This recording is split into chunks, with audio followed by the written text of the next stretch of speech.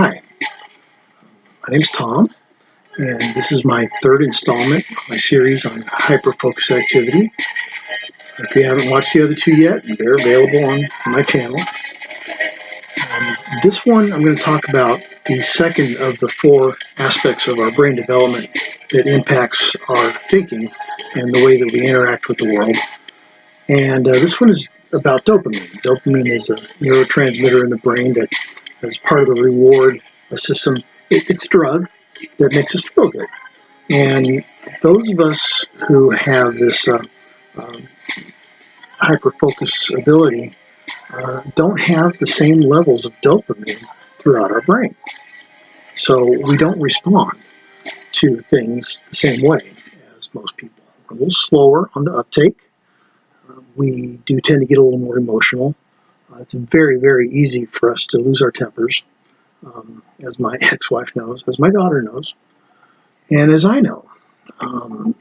And yet, with all of that, it's also part of why we're able to think the way that we do. There's definitely a different way that we perceive the world. We are able to focus in on one thing more than other things.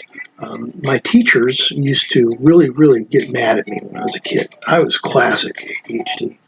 Always getting hurt, always getting into trouble, getting picked on by the other kids. I wound up getting sent into the principal's office twice a year for fighting. I hated it when the other kids would pick on me, and they would pick on me all the time. And I felt perfectly justified in expressing my anger because these other kids were getting away with bullying. Nowadays, they can't get away with doing that. I was a victim of that when I was a kid. Of course, I realized that I brought it on myself because I was a weird kid. I picked my boogers and eat them. And I did that all the way through elementary school. No clue, no idea that it was, sometimes I wasn't even aware I was doing it.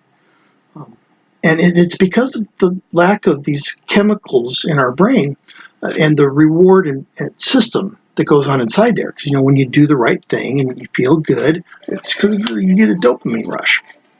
It's also why we people who are dealing with this aspect of it do tend to be more susceptible to chemicals and drugs.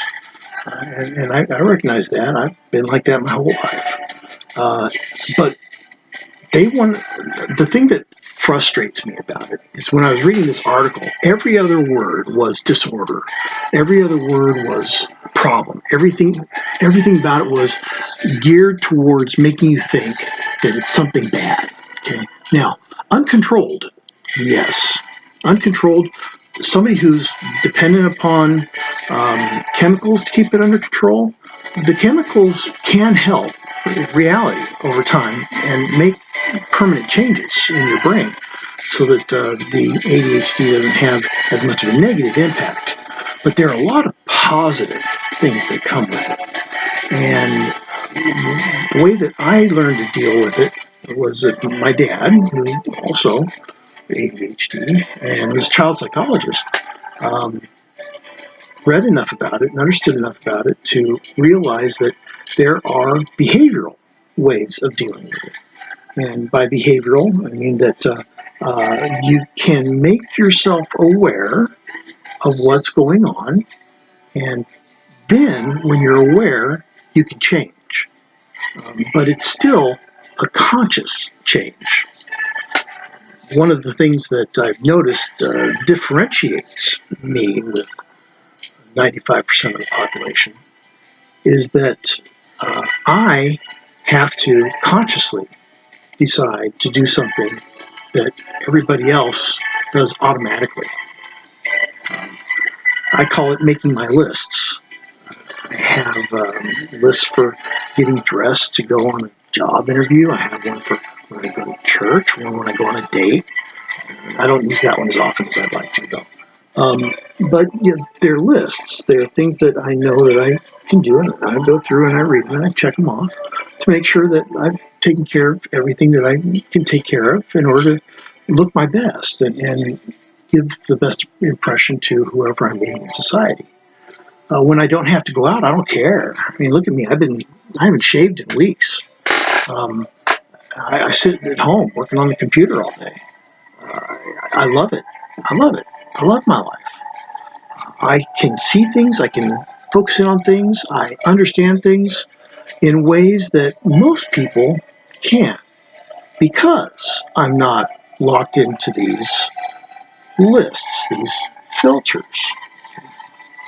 Um, and the way that I perceive it is that the prefrontal cortex is where our executive area is, and that would be where the filters are. And the basal ganglia is where the information comes up from the rest of the body and then gets spread out and diverted to where it needs to go.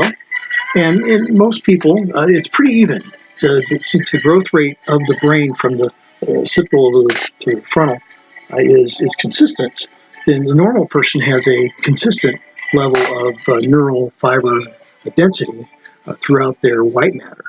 And since we have more heavy growth in the occipital and less in the prefrontal, then of course the white matter is going to have a heavier density in the back and less in the front. So when the information is coming into my brain from the body, it's getting more directed towards the occipital. So I see things. I'm spatially aware of things that most people aren't. And so when information comes into my brain, most of it goes into the back. Very little of it comes into the front. So the guys up in the executive department don't get the opportunity to intervene on information that's going into my brain. I've also noticed that most of the people that I talk to who have it are also aware that we can go one of two directions in terms of the parietal or the temporal. And the smart ones, there's quite a few of us, but those of us who really think about it and contemplate this, realize that we have heavier connections between the temporal and the occipital and the parietal and the occipital than normal people, and also in between. So this whole back part of our brain is wired heavier, and the dopamine level is lower. So what does that mean? Well, it means that we're not normal, but it also means that there's greater ability for the neurons. The article says short circuit. I think that it's a better ability for the neurons in our brain to develop neural pathways that are not consistent with what we would consider to be normal thought.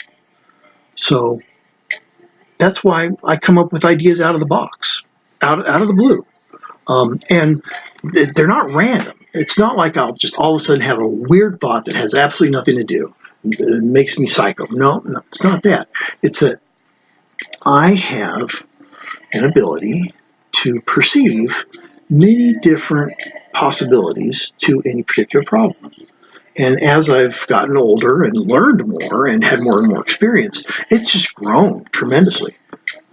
My ability to solve problems is better now than it ever was in my whole life.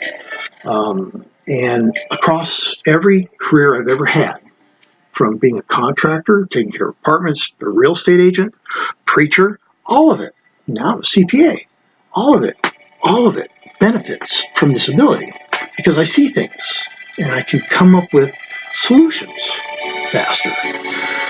Now, there is the downside, and the downside is that, yes, I do drink a lot of coffee. I need the caffeine, and I am susceptible to other things. I was a speed freak when I was a kid.